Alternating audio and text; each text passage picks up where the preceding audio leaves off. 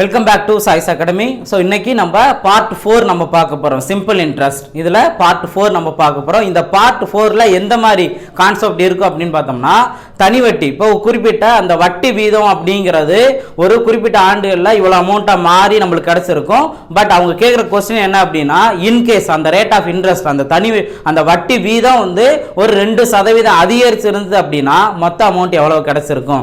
In case ஒரு 5% குறைஞ்சிருந்துச்சு அப்படின்னா மொத்த அமௌண்ட் எவ்வளவு மாறி இருக்கும் அப்படின்னு சொல்லிட்டு இங்க क्वेश्चन கேட்டிருப்பாங்க. அப்ப நம்ம ஃபர்ஸ்ட் நம்ம லாஜிக்கா என்ன தெரிஞ்சுக்கணும் அப்படின்னா, தனி வட்டி அப்படிங்கிற கான்செப்ட்ல क्वेश्चन கேட்டாங்க அப்படினாவே அசல் தொகை மாறவே மாறாது. இப்போ அந்த அவங்க கேட்டிருக்க அந்த வருஷம் பிளஸ் வட்டி விகிதத்தை பொறுத்து எவ்வளவு பெர்சன்டேஜ் மாறி இருக்கும் அப்படின்னா, அவங்க கொடுத்துருக்க அந்த குறைஞ்சிருக்கதோ அதிகரிச்சிருக்கோ அந்த மாற்றங்கள் மட்டும்தான் நடக்கும். அப்போ நம்ம டைரக்டா பார்த்தோம் அப்படின்னா அந்த மாற்றம் அடைஞ்சிருக்க அளவு மட்டும் நம்ம கண்டுபிடிச்சா போதும், ஈஸியா இதுக்குரிய ஆன்சர் கண்டுபிடிச்சிடலாம். ஸோ இப்போ நம்ம தனி வட்டி இத்தனை பார்ட் நம்ம பார்த்துருந்தாலுமே கூட நம்ம ஒரே ஒரு ஷார்ட்கட் மட்டும் தான் யூஸ் பண்றோம், பெர்சன்டேஜ் கான்செப்ட். இந்த பெர்சன்டேஜ் கான்செப்ட்ல நம்ம ரொம்ப ஸ்ட்ராங்கா இருந்தோம் அப்படின்னா, தனி வட்டி எவ்வளவுதான் ட்விஸ்ட் பண்ணி கேட்டிருந்தாலும் கண்டிப்பா இந்த பேசிக் பெர்சன்டேஜ் கான்செப்ட்ல ஈஸியா அதுக்குரிய ஆன்சர் கண்டுபிடிச்சிடலாம். ஸோ அதுதான் நம்ம இது வரைக்கும் நம்ம பார்த்துக்கிட்டு இருக்கோம். ஸோ இதை ரெகுலரா நீங்க பாருங்க, கண்டிப்பா உங்களுக்கு அந்த கண்டினியூட்டி உங்களுக்கு புரியும். ஸோ பார்ட் 1, பார்ட் 2, பார்ட் 3 வந்து நீங்க பார்த்துக்கோங்க. அதுக்கு அடுத்து பார்ட் 4 நீங்க பார்த்தீங்க அப்படின்னா கண்டிப்பா யூஸ்ஃபுல்லா இருக்கும். ஓகே, வாங்க வீடியோக்குள்ள போலாம்.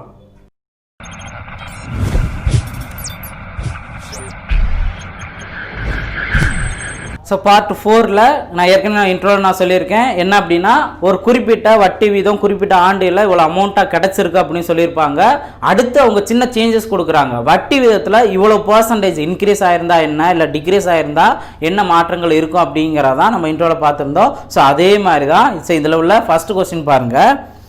ரூபாய் 800 ஆனது 3 ஆண்டுகளில் 1040 மாறுகிறது எனில் மேலும் 2% வட்டி உயர்த்தினால் அத்தொகை எவ்வளவாக மாறும். ஸோ இந்த கொஸ்டினை பொறுத்த வரைக்கும் நம்ம இந்த மாதிரி மாடல் கொஸ்டினா நம்ம கரெக்டாக அண்டர்ஸ்டாண்ட் பண்ணிக்கணும். ஓகேவா? ஸோ ஃபர்ஸ்ட் என்ன, 800 ரூபாய் இருந்திருக்கு, அது எத்தனை சதவீத வட்டி வீதம், எத்தனை சதவீத வட்டி வீதங்கிறத அவங்க கொடுக்கல. ஆனால் எத்தனை வருஷத்துக்கு அப்புறம், 3 ஆண்டுகளுக்கு அப்புறம் அது எவ்வளவு மாறி இருக்கு, 1040. ஓகே, டேட்டா கரெக்ட் தானே? எஸ். ஓகே, 1040. இப்போ அவங்க என்ன பண்றாங்க அப்படின்னா, இந்த ரேட் ஆஃப் இன்ட்ரெஸ்ட் நம்மளுக்கு எவ்வளவு தெரியாது, அதோட சேர்த்து இப்போ என்ன பண்றாங்க, 2% இன்க்ரீஸ் பண்றாங்க. ஓகே, அதிகப்படுத்தினாங்கன்னா ஃபைனல் அமௌண்ட் எவ்வளவு கிடைக்கும் அப்படிங்கிற சொல்றாங்க. ஓகே, ஸோ இதுதான் அவங்க கொடுத்துருக்க டேட்டா. ஓகே, அப்போ பிரின்சிபல் அமௌண்ட்டுங்கிறது 800 இருந்தது, ரேட் ஆஃப் இன்ட்ரெஸ்ட் எவ்வளவு தெரியாது, 3 ஆண்டுகளில் 1040 மாறி இருக்கு. ஓகே, அடுத்து ரேட் ஆஃப் இன்ட்ரெஸ்ட்ல ஜஸ்ட் என்ன பண்ணாங்க, 2% இன்க்ரீஸ் பண்றாங்க. ஓகே, ஸோ இந்த கொஸ்டினை நம்ம ஷார்ட்கட்டோட நம்ம லிங்க் பண்ண போறோம். எப்படின்னு பார்த்தோம் அப்படின்னா, தனி வட்டி அப்படின்னு பொறுத்த வரைக்கும் பிரின்சிபல் அமௌண்ட் 100%னா அந்த 100% அப்படியே தான் இருக்கும். ஓகேவா? சரி, அது மூலமா கிடைக்கிற அமௌண்ட் இப்போ வந்து இது 800ஓட சேர்த்து இங்க கொடுத்துருக்க அந்த ஒரு 240ங்கிறதா இங்க வட்டியா வந்திருக்கும். ஓகேவா? இது நான் ஜஸ்ட் நான் பார்த்தோன்னே நான் சொல்றேன், 800ங்கிறது பிரின்சிபல் அமௌண்ட் அப்படியே தான் இருந்திருக்கு, வட்டி வீதம் ஒரு குறிப்பிட்ட சதவீதத்தில் இந்த அமௌண்ட்டா இருந்திருக்கு. ஓகே, அதுக்கப்புறமே வட்டி வீதத்தில் என்னதான் மாற்றம் பண்ணியிருந்தாலும் இந்த 800 மாற போறது கிடையாது, இதுல மட்டும்தான் மாற்றங்கள் இருந்திருக்கும். ஓகேவா? வட்டியோட சதவீதத்தில் மட்டும்தான் இங்க மாற்றங்கள் இருக்கு. அப்போ வட்டி சதவீதத்தில் எவ்வளவு மாற்றம் இருந்திருக்கும், இப்போ ஏற்கனவே ஒரு சதவீதம் இருந்திருக்கு, இப்போ 2 எக்ஸ்ட்ரா அப்படின்னா 2% 3 வருஷத்துக்கு எவ்வளவா இருக்கும், 6% வந்து இங்கே இன்க்ரீஸ் ஆயிருக்கும். ஓகேவா? அப்போ இதைத்தான் நம்ம ஃபர்ஸ்ட் நம்ம தெளிவாக தெரிஞ்சுக்கணும். 6% இங்கே மாறி இருக்கும் அப்படிங்கிறது நம்ம மறந்தா அப்படியே 2% மட்டும் நம்ம நோட் பண்ணிடக்கூடாது. 2% 3 வருஷத்துக்கு, அப்போ 6% வட்டியோட பர்சன்டேஜ் இன்க்ரீஸ் ஆயிருக்கும். ஸோ இந்த ஃபர்ஸ்ட் கொஸ்டின் தான் உங்களுக்கு இவ்வளோ தெளிவாக நான் சொல்றேன். ஓகே, இப்போ இந்த 6% எதில் மாற்றம் இருந்திருக்கும், பிரின்சிபல் அமௌண்ட்ல இருந்து தான் நம்ம கம்பேர் பண்ணணும். மறந்தா அப்படி வந்திருக்க மொத்த தொகையோட நம்ம நோட் பண்ணிடக்கூடாது. ஓகே, ஸோ அப்போ நம்ம என்ன பண்றோம் அப்படின்னா, 800ல் அதாவது 800 அப்படிங்கிறதுல 6% என்னன்னு நம்ம கண்டுபிடிச்சு இதோட ஆட் பண்ணோம்னா வேலை முடிஞ்சு. ஓகேவா? அதைத்தான் நம்ம இங்கே பண்ண போறோம். இப்போ 800ல் 6% கண்டுபிடிங்க. 800ல் இப்போ 10% அப்படின்னா 80ல் பாதி தான் 5%, அதாவது 10% பாதி 5%. அப்போ 80ல் பாதி 40, அப்போ 40 அப்படிங்கிறது 5%. 1% எப்படி நம்ம கண்டுபிடிக்கலாம், இது 2%. அப்போ 8 வருமா, 8 அப்படிங்கிறது 1%. அப்போ மொத்தத்துக்கு 6% கிடைச்சிருச்சா, அப்போ 48. அப்போ இந்த 6%ஓட அளவு 48.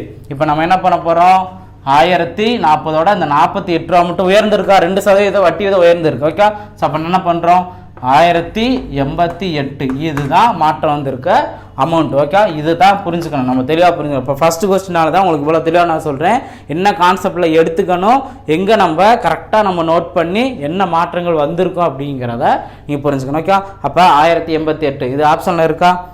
எஸ், ஆப்ஷன் பியில் இருக்குது. ஓகே, ஸோ அப்போ தனி வட்டியை பொறுத்த வரைக்கும் வட்டி வீதம் உயர்ந்தாலும் குறைந்தாலும் என்ன தான் மாற்றம் பண்ணாலும் பிரின்சிபல் அமௌண்ட்டில் எந்த சான்சஸ் இருக்காது, வட்டியோட அளவில் தான் மாற்றம் இருக்கு. இனி அடுத்தடுத்த கொஸ்டின் பார்க்கும்போது உங்களுக்கு இன்னும் நல்லா தெளிவாக புரியும். அடுத்த கொஸ்டின் பார்க்கலாம். ரூபாய் 1200 ஆனது 4 ஆண்டுகளில் 1600 மாறுகிறது எனில் வட்டி வீதத்தை 5% குறைத்தால் அத்தொகை எவ்வளவாக மாறும்? சார் டேட்டா பாருங்க. இந்த பார்த்தீங்க அப்படின்னா 1200 ரூபா எத்தனை வருஷம்? 4 ஆண்டுகளில் எவ்வளோ மாறி இருக்கு? 1600 மாறி இருக்கு. ஓகே, இப்போ என்ன பண்ணுறாங்க? 5% ரேட் ஆஃப் இன்ட்ரெஸ்ட்டை குறைக்கிறாங்க. ஓகேவா? சரி, இப்போ என்ன ஆக்சுவலாக என்ன மாற்றம் இருக்கும்? பிரின்சிபல் அமௌண்ட் இதுக்குள்ளே அப்படியே தான் இருக்குது. வட்டியோட பர்சன்டேஜுங்கிறது இப்போ பிரின்சிபல் அமௌண்ட்னா 100% இருக்குது, ப்ளஸ் அந்த வட்டி எஸ்ஐ சிம்பிள் இன்ட்ரெஸ்டோட வட்டி சதவீதம் இங்கேக்குள்ளே இருக்குது. ஓகேவா? சரி, இப்போ 5% இங்கே குறைச்சிட்டாங்க. அப்போ இங்கே எவ்வளோ குறைஞ்சிருக்கும்? பிரின்சிபல் அமௌண்ட்லேருந்து நம்ம கண்டுபிடிக்க போகிறோம். 5×20. ஓகேவா? ஸோ அப்போது 1200ல் நம்ம 20% என்னன்னு நம்ம பார்க்குறோம். ஓகேவா? 1200ல் 20% என்ன? 20% எப்படி வந்துச்சு? 5% ரேட் ஆஃப் இன்ட்ரெஸ்ட்டு ப்ளஸ் இந்த 4 ஆண்டுகளுக்கு. ஓகே, அப்போ 5×20% இங்கே நோட் பண்ணுறோம். ஓகே, ஸோ இப்போ 10% 120 அப்படின்னா 20% எவ்வளவு? 240. அப்போது மொத்த தொகை வந்து இப்போ நார்மலாக 5% குறைக்கிறதுக்கு முன்னாடி நம்மளுக்கு கிடைச்சிருக்க அமௌண்ட்டு 1600. ஓகே, இப்போது 5% வட்டி வீதத்தை குறைச்சிட்டாங்க. அப்போ குறைச்சிட்டாங்க அப்படின்னா எவ்வளோ குறைஞ்சிருக்கும்? பிரின்சிபல் அமௌண்ட்டில் 240 ரூபா குறைஞ்சிருக்கும். அப்படின்னா அப்போ மொத்த அமௌண்ட்டில் இந்த 240 குறைஞ்சிருக்கும். ஓகே, அப்போ 240 குறைச்சிட்டோம் அப்படின்னா இங்கே எவ்வளோ பேலன்ஸ் என்ன வரும்? இப்போ இங்கே 6, இங்கே 3, இங்கே 1. ஓகே, அப்போது 1360 ரூபா தான் நம்மளுக்கு இங்கே ஃபைனலாக கிடச்சிருக்கு. ஓகே, ஸோ இது ஆப்ஷனில் இருக்கா? எஸ், ஆப்ஷன் ஏல இருக்குது. ஓகே, 1360 அப்படிங்கிறது. ஓகே, ஸோ இந்த மாதிரி தான் நம்ம கரெக்டாக அவங்க கேட்டிருக்க கொஸ்டின். இப்போ வந்து குறைஞ்சிருக்கு அப்படின்னா பிரின்சிபல் அமௌண்ட்லேருந்து அந்த பர்சன்டேஜை கண்டுபிடிக்கணும். இப்போ 20% எப்படி வந்துச்சு? குறைச்சா சதவீதம் ப்ளஸ் எத்தனை வருஷம். ஓகே, இதை ரெண்டையும் நம்ம மல்டிப்ளை பண்ணோம் அப்படின்னா நம்மளுக்கு டோட்டலாக எத்தனை சதவீதம் மாற்றம் இருக்கும் அப்படிங்கிற நம்மளுக்கு தெரிஞ்சிருக்கும். அதோட அளவை கண்டுபிடிக்கிறோம், டேரெக்டாக அதில் சப்ஸ்டிட் பண்ணிடுறோம். ஓகேவா? சரி, இது ஃபார்முலாங்கிறது எங்கேயுமே தேவையில்லை, ஜஸ்ட் பர்சன்டேஜ் கான்செப்டில் இதுக்குரிய ஆன்சர் கண்டுபிடிச்சிடும். ஓகே, அடுத்த கொஸ்டின் பார்க்கலாம். ரூபாய் 900 ஆனது 3 ஆண்டுகளில் 1200 மாறுகிறது எனில் மேலும் 3% வட்டி உயர்த்தினால் அத்தொகை எவ்வளவு மாறும்? ஸோ இந்த கொஸ்டினில் 900 ரூபா அப்படிங்கிறது இருக்குது. இப்போ 3 ஆண்டுகளில் என்ன கொஸ்டின் கொடுத்துருக்காங்க? 1200 இங்கே மாறி இருக்கு. அடுத்தது வந்து இங்கே என்ன பண்ணுறாங்க? 3% வட்டி வீதம் ரேட் ஆஃப் இன்ட்ரெஸ்ட் உயர்த்திருக்காங்க. ஓகேவா? சரி, அப்போது இங்கே எத்தனை சதவீதம் உயர்ந்திருக்கும்? 3 × 3 9% இங்கே உயர்ந்திருக்கும். இப்போ நம்ம என்ன கண்டுபிடிக்க போகிறோம்? 900ல் இருந்து இந்த 9% கண்டுபிடிச்சி இதோட நம்ம ஆட் பண்ணோம்னா அந்த இன்க்ரீஸ் ஆனதோட அமௌண்ட்டு கிடச்சிரும். ஓகேவா? சரி, இப்போது இதில் 10% என்ன? 90. ஓகே, 10% 90, 1% என்ன? 9. அப்போ இதை மைனஸ் பண்ணோம் அப்படின்னா நம்மளுக்கு 81 வருமா? அப்போது 9%ங்கிறது இந்த 81. இப்போ நம்ம என்ன பண்ணுறோம்? உயர்த்தி இருக்காங்களா? அப்போ 81 இங்கே ஆட் பண்ணிடுறோம். அப்போ 1281 தான் இதுக்குரிய ஆன்சர். ஓகேவா? ஸோ ரொம்ப சிம்பிளாகவே இதுக்குரிய ஆன்சர் கண்டுபிடிச்சிட்டோம். ஸோ இங்கே நீங்கள் இதை தான் நீங்கள் தெளிவாக கண்டுபிடிக்கணும். இதோட எப்பயுமே எதோட கம்பேர் பண்ணணும்? பிரின்சிபல் அமௌண்ட்டோட கம்பேர் பண்ணி வர்ற அமௌண்ட்டை இதோட கூடி இருந்துச்சுன்னா இந்த அமௌண்ட் கூட போகுது, குறைஞ்சிருந்துச்சுன்னா இந்த அமௌண்ட் குறைய போகுது. இதுதான் லாஜிக். ஓகேவா? சரி, அடுத்த கொஸ்டின் பார்க்கலாம். ரூபாய் 1000 ஆனது தனி வட்டி வீதத்தில் 3 ஆண்டுகளில் ரூபாய் 1150 ஆகிறது எனில் அதன் வட்டி வீதம் 3% அதிகரிக்கப்பட்டால் கிடைக்கும் மொத்த தொகையை காண்க. ஸோ இந்த கொஸ்டின்லையும் பாருங்கள், ஜஸ்ட் அதே தான். 1000 ரூபா அப்படிங்கிற ஒரு அமௌண்ட் இருக்குது. 3 ஆண்டுகளில் எவ்வளோ மாறுது? கொஸ்டினை பார்த்தோம் அப்படின்னா 1150 மாறி இருக்கு. இப்போ அடுத்து என்ன பண்ணுறாங்க? 3% வட்டி வீதம் உயர்த்திருக்காங்க, குறைச்சிருக்காங்களா? அதிகரிச்சிருக்காங்க. ஓகே, ஸோ அதிகரிச்சிருந்தாங்க அப்படின்னா இங்கே மொத்த தொகை என்ன கிடைக்கும் அப்படின்னு பார்க்குறோம். இப்போ நம்ம என்ன பண்ணுறோம்? 9% இங்கே உயர்ந்திருக்கும் அப்படிங்கிறத தெரிஞ்சுக்கிறோம். இப்போ நம்ம 9% எதுலேருந்து கண்டுபிடிக்கிறோம்? 1000லேருந்து 9% நம்ம கண்டுபிடிக்கிறோம். ஓகே, 1000லேருந்து 9% கண்டுபிடிச்சோம் அப்படின்னா 10% 100 ரூபா. ஓகே, 1000ல் 10% 100 ரூபா, 1% 10 ரூபா. ஓகே, அப்போ வந்து 9% நம்மளுக்கு எவ்வளோ கிடைக்கும்? 90 ரூபா. ஓகே, இதெல்லாம் நான் எதுவுமே பர்சன்டேஜ் நான் மல்டிப்ளை பண்ண எதுவும் இல்லை, ஜஸ்ட் லாஜிக்கலாக இந்த பர்சன்டேஜை கண்டுபிடிக்கிறேன். ஓகே, இப்போ 90 ரூபா இங்கே கிடச்சிருக்கு. ஓகே, அப்போ 9%. அப்போ இதோட நம்ம என்ன பண்ணுறோம்?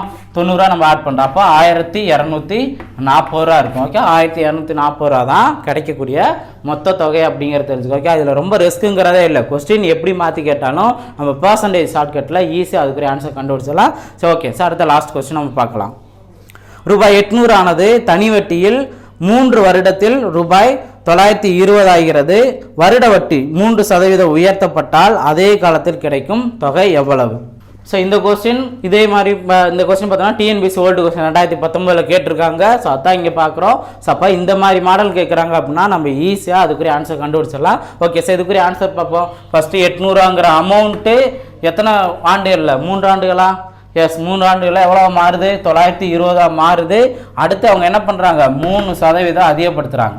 ஓகேவா, 3% அதிகப்படுத்தாங்கன்னா வட்டி வீதம் தான் அந்த அமௌண்ட்டும் இங்கே மாறும். ஓகே, அப்போ 3 9 9%. இதில் 9% நம்ம கண்டுபிடிக்கணும். 800 ரூபாயில் 9% கண்டுபிடிக்கணும். ஓகே, 800 ரூபாயில் 9% பாருங்கள்.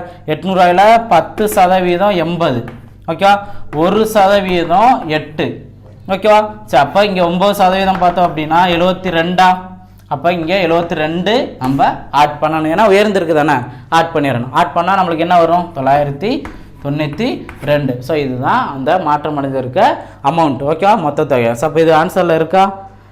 எஸ், ஆப்ஷன் டியில் இருக்குது.